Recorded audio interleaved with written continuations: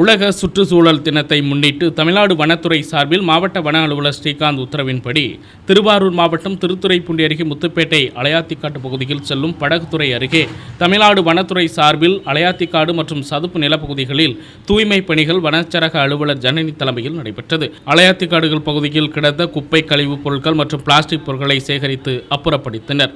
இந்த பணியில் ஏராளமானோர் கலந்து கொண்டனர்.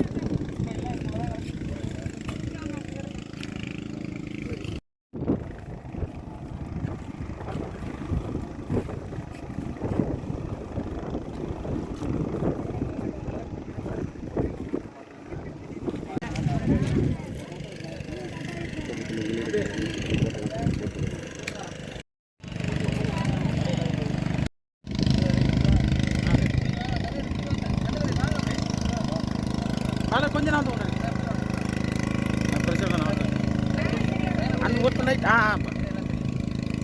கொஞ்ச நாள்